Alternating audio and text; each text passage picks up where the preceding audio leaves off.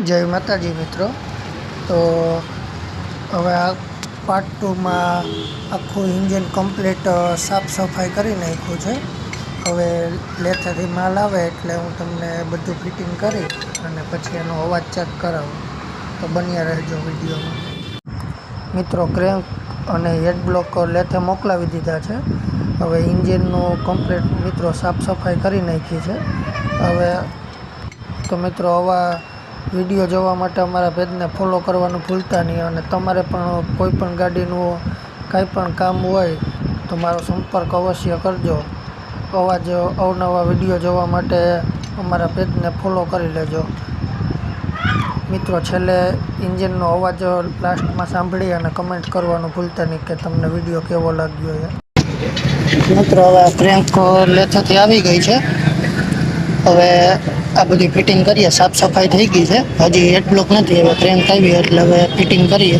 આમાં બંને બેરિંગ બદલાવ્યા છે અને આ કનેક્ટિંગ રોડ બદલાવ્યો. તો ચાલો ફિટિંગ કરીને પછી બતાવું તમને.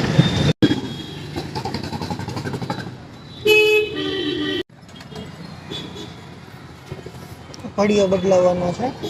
પડીઓ આમ ભાંગી ગયો ને એના હિસાબે બીજો પડીઓ નાખવાનો છે.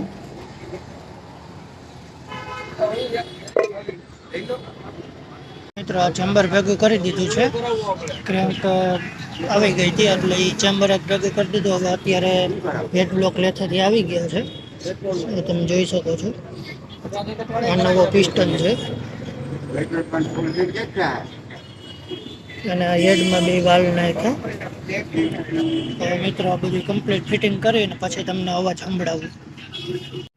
તો મિત્રો હવે આ સ્પ્લેન્ડર ગાડી જે આપણે કિટની સાફ્ટિંગ બદલાવી અને આખું ઇન્જિન બનાવ્યું છે એ હવે કમ્પ્લીટ થઈ ગયું છે.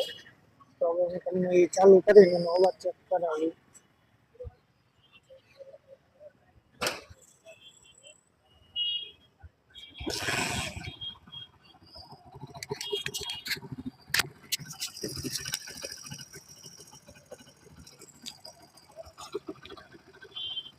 મિત્રો તમને વિડીયો કેવો લાગ્યો જરૂર જણાવજો. અને આવા જ ઇન્ફોર્મેટિવ વિડીયો જોવા માટે અમારા પેજને ફોલો કરવાનું ભૂલતા નહીં. આનું આખું એન્જિન બનાવ્યું તો મિત્રો તમને કેવું લાગે જરૂર જણાવજો. તો ચાલો હવે મળીએ બીજા બ્લોગમાં.